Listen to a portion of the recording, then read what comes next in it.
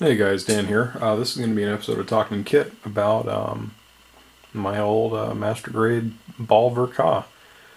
This kit's been done for a while. It's been on my shelf on my blog for a couple of months. So if you do frequent my blog, you've probably already seen this guy. And what I've done for this video is I've actually taken his head off, so I can show you some of the inner frame detail in this kit. The ball, as a mobile suit, gets a really bad rep, or it's not even a mobile suit, it's mobile armor, because of its general low performance. But as a model kit, it's really cool and has a great inner frame.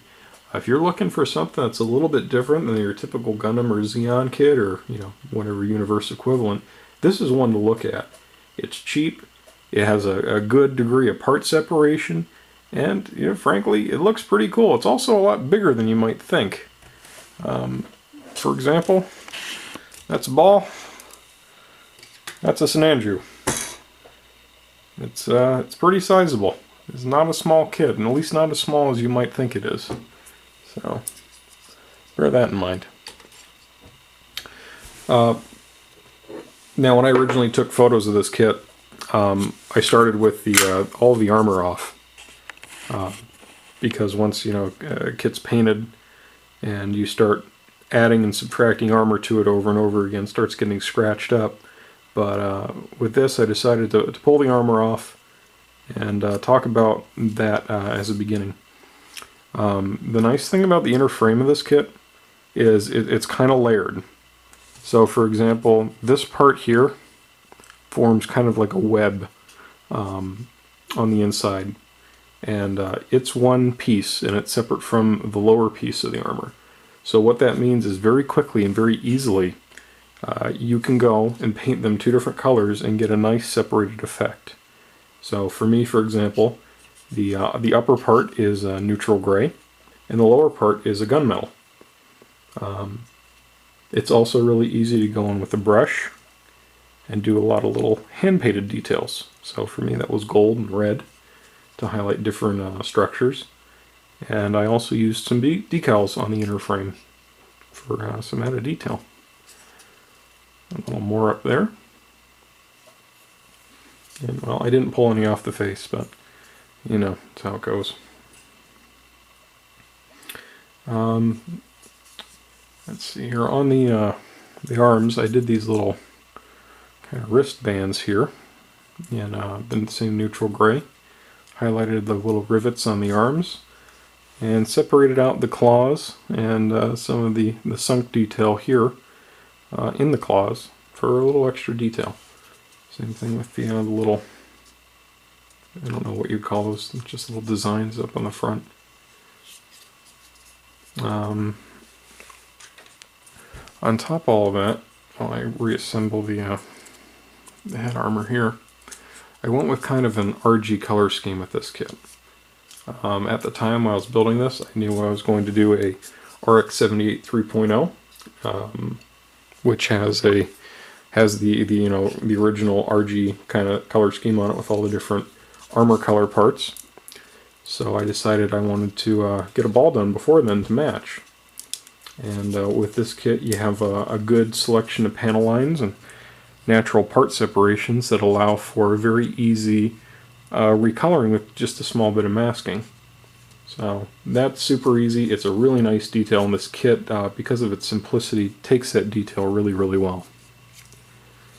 Something a little different than your average master grade, at least recently, are these little red wires here. And this actually is a little bit of wire that you kind of weave through a part here to create some little detail.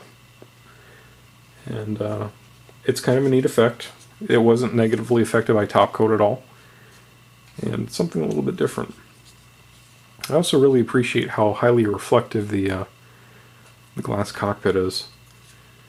I did this kit before I really started attempting to paint the little minifigs that come with it, so there's no pilot in there, but it's something I may go back and remedy in the future. The decals on this kit actually come from the 8th MS team, the orange ball version of this model kit, but because they're gray, you know, they tend to show up pretty well in this kit, and they work pretty well overall. I will say, because of the curve of the ball of the armor along the main fuselage of the ball, long decals can kind of distort. So for example here, it doesn't really fit the part. And I did my best to reshape it, but unfortunately I couldn't get it quite right. So I'm not super thrilled about that, but yeah, you win some, you lose some. All the other decals on here that just kind of fit in, you know, normally on smaller parts, or, you know, in areas that don't necessarily have to deal with that kind of curve, fit pretty well. Or at least, you know, even though they don't necessarily follow the panel lines, they're pretty close, or at least they don't detract from the kit. Oh, another two things actually that's pretty different from most master grades, at least modern ones. These are actually real metal pylons here in the arms, and you have, it's kind of like a rubbery material here that fits the arm into the main fuselage. Neither of those parts are negatively affected by the top coat again, and I do use you know, like a lacquer-based top coat, so you really shouldn't have anything to worry about when top coating those. Okay, you slap the cannon back on the top. Cool. And because of the design of the ball, they give you a nice little stand for them. I had this guy sitting in my office at work for a little while. Kind of have a rotating display, one kit at a time. And this one had a place for a couple of months. Because it's really innocuous and it doesn't stand out or draw too much attention, which I can appreciate. So anyways, like I mentioned, you know, if this is, if you haven't built one of these yet, if you're getting kind of tired of the same old, you know, master grade Gundam or Zaku or, you know, what have you, this is a really nice, you know, alternative to just doing another one of those kits. These things are dirt cheap. I think you can buy most of the ball kits, and there's, you know, the standard one, there's an orange one, I think there's a Kawaguchi version, which, you know, doesn't really matter because you probably can't get a hold of it, but they're cheap, and you can still get at least the 8th MS Team decal kit for this one. I haven't been able to find the Katoki version. It's probably out of print, and probably the copies that are available are going to come from the third party, like Global Toy or Samuel decal, or they're just going to be absurdly expensive. But the 8th MS Team decals work wonders for the kit as is. So, well, anyways, guys, I'm going to have a link for this kit on my blog accompanying this video.